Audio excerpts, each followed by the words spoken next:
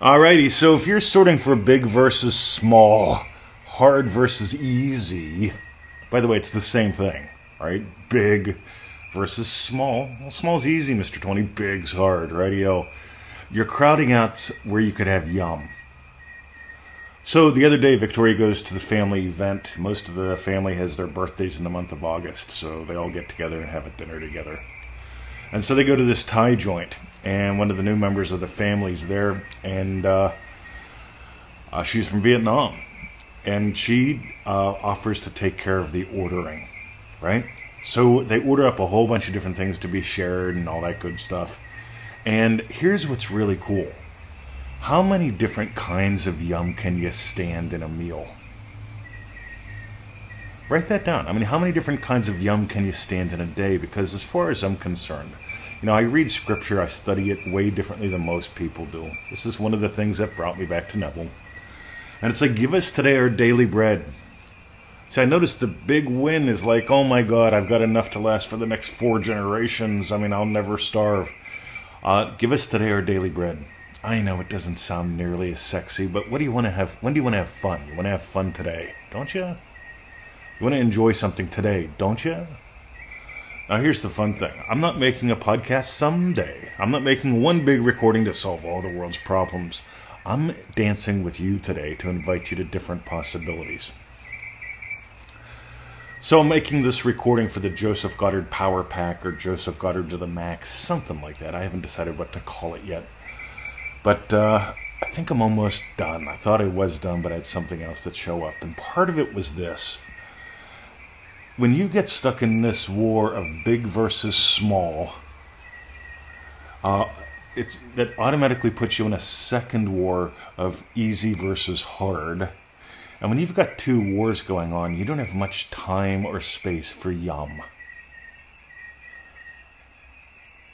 When I think about the meal that Victoria went out to the other day, she had space for a lot of different kinds of yum, versus this is the one meal I'm ordering. You order your meal, and maybe we'll share if we want to. The girl that ordered the meal ordered a diverse amount of things, so that everybody got to try different things they probably wouldn't normally try.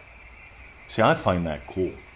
In Triple D, we have a little exercise, order item number 7. Right? You go someplace, I order the 7th thing. Just for fun. Get something different. Discover what else you could enjoy. Because a lot of people seem to think, I can have a small amount of fun once these big things are taken care of. And once these big things are taken care of, I'll have a huge weight taken off my back. Meanwhile, Neville's teaches something really cool. See, we call it speed bumps in Triple D because you're going to have speed bumps. Neville says the same thing. He uses slightly different language. He says cushion the blows. You're going to have blows in life, right? Shit's going to happen. You've imagined it up in the past. You probably haven't cleaned everything up. Shit happened to Neville, right? He admits it. He didn't always hit the mark. He occasionally missed. And you know what's cool? Whenever you can get 100% okay with having a speed bump doesn't become a fatality. You don't go, how big is this? You just go, it's a speed bump. Right? Which means, hey, you just have to put a little bit more care and attention into driving the bus. See, one thing I notice is on a big bus, a speed bump doesn't matter all that much because a bus is pretty big. On the other hand, if you're like a little baby stroller with like 3-inch wheels or something and you hit a speed bump, I mean, you get stuck in the damn thing. It does feel like a fatality. And the mommy and the baby and everybody starts to cry and get grumpy and blame people. Why is there a speed bump? Meanwhile, how much yum can you stand today? How much yum can you stand? Because here's the thing. When you stop sorting for big or small, hard or easy, you can just explore more yum. See, some people would have a hard time ordering a vegetarian meal, or a fish meal, or a lamb meal, or prawns.